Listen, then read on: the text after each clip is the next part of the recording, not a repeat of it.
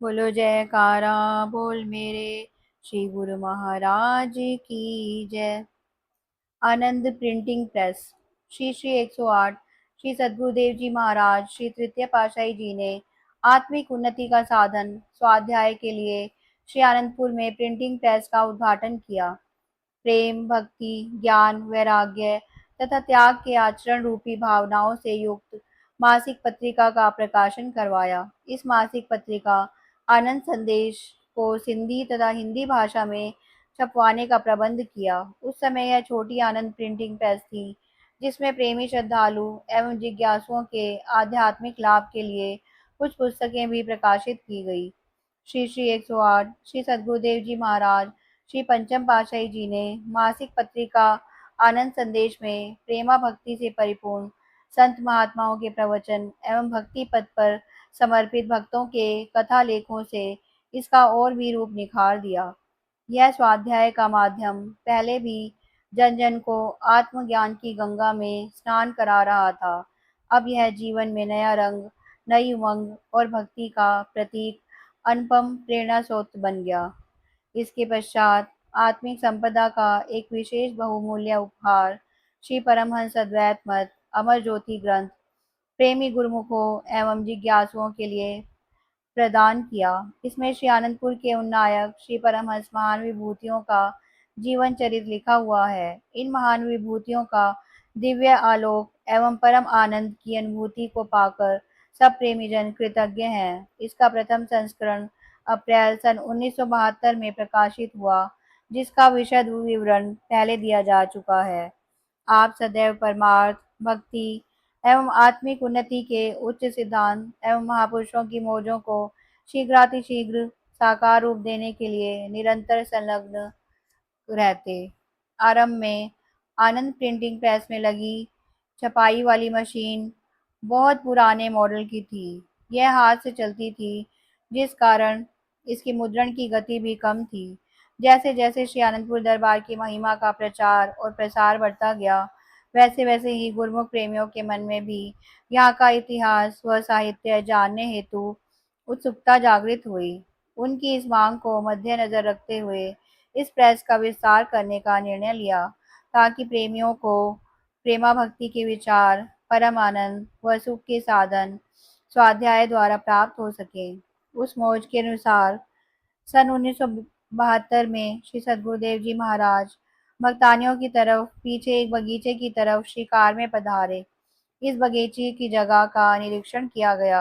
श्री वचन हुए कि यहाँ एक बहुत बड़ी प्रेस बनानी है।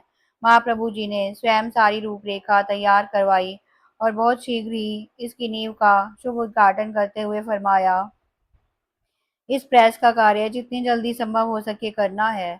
बाहर के गुरुमुख भक्तों की यह मांग है कि उन्हें श्री आनंदपुर दरबार का साहित्य पढ़ने को मिले। दूर देश विदेशों में रहने वाले प्रेमी जन जो किसी न किसी कारणवश श्री दर्शन हेतु नहीं आ सकते, वे भी समय समय पर होने वाले महापुरुषों के पावन प्रवचनों को श्रवण एवं पठन कर लाभान्वित हो सके। प्रेम भक्ति से भरपूर संत महात्माओं और भक्तों के जीवन चरित्र से परिचित हो सके। यहाँ बड़ी प्रेस बन जाने से पुस्तकों का प्रकाशन शीघ्रता व सुचारू ढंग से हो पाएगा। हमारी भी यही मौज है कि शीघ्रातिशीघ्र सब गुरुमुखों को यह लाभ मिले। श्री मौज अनुसार इस प्रेस का निर्माण कार्य काफी तीव्र गति से चला और यह बिल्डिंग बनकर तैयार हो गई। अप्रैल सन 1973 में महाप्रभु जी ने निज कर कमलों से इसका शुभ मुहूर्त किया। श्री वचन हुए, सत्पुरुषों की प्रत्येक रचना केवल केवल इसलिए होती है कि जो जीव संस्कारी होते हैं परंतु मोह ममता में फंसकर माया के धोखे में उलझ जाते हैं, उन्हें माया के बंधनों से आज़ाद कराने के लिए ही यह सब कार्यवाही होती है। श्री आनंदपुर की रचना इसी सिद्धांत व लक्ष्य को सम्मुख रखकर की गई। कुदरत का विधान है कि जीव की जो मांग होती है वह उसे पूरा करती है। इसी तरह दुखी जीवों की पुकार को सुनकर महापुरुषों ने यह रचना रची और समय समय पर इसे विशाल रूप प्रदान करते रहे। गुरुमुखों के लिए सेवा, भक्ति व प्रेम के भंडार खोलते गए। गुरुमुख प्रेमियों की संख्या इतनी बढ़ती जा रही है कि जो गुरुमुख दूर विदेशों में रहते हैं और वे जल्दी श्री दर्शनों के लिए नहीं आ सकते, परंतु उनके दिल में यह चाहना होती है कि यदि हम दर्शन नहीं कर सकते तो कम से कम महापुरुषों के वचनों को पढ़ सुन तो सकें और उन पर अमल करके जीवन को सफल कर सकें।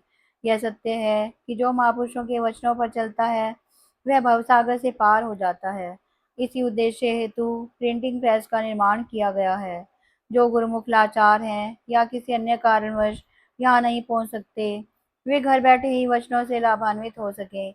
इसलिए महापुरुषों ने यह सिलसिला शुरू कर दिया है।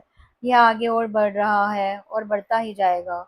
जो गुरुमुख दरबार में सेवा करते हैं, वे इस सेवा में भाग लेकर रूहानियत का लाभ प्राप्त करके, साथ जाने वाली कमाई करके जीवन को सफल कर सकेंगे।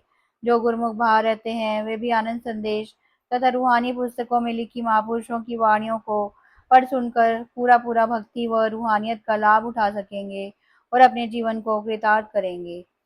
इस नई प्रेस में छोटी व पुराने मॉडल की ट्रेडर व हाथ से ऑपरेट होने वाली मशीनें हटाकर आधुनिक मशीनें लगाई गई, जिनसे पुस्तकों का प्रकाशन शीघ्रता से होने लगा।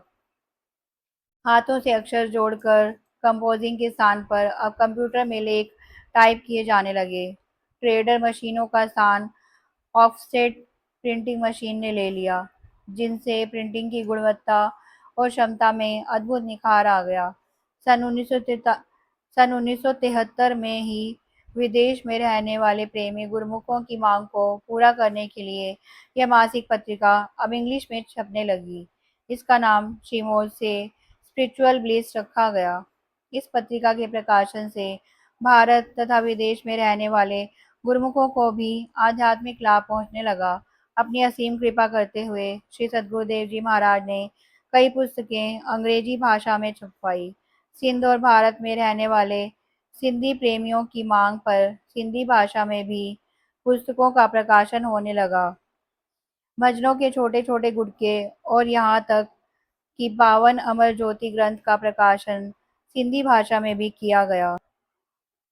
भक्ति सागर, भक्ति दीपक, भक्ति रत्न, आनंद रामायण व अन्य छपी हुई पुस्तकों का प्रकाशन करवाने के साथ साथ सारमयी जीवन, शांति वचन भंडार, आनंद गीता, आनंद दृष्टांत संदेश, भजनों के गुटके, सार उपदेश, अमर उपदेश, अमृत उपदेश, शिक्षाप्रद कथाएं, भक्ति भव भाग्य व अन्य अनेक पुस्तकों का प्रकाशन कार्य करवाया। महाप्रभु जी स्वयं किताबों में लिखे जाने वाले लेखों में संशोधन करते, समय समय पर प्रेस में आकर गुरुमुखों को श्री दर्शनों का सुअवसर प्रदान करते। बोलो जयकारा बोल मेरे श्री गुरु महाराज की जय। दयालु श्री परमहंस दयाल जी भगवान की जय।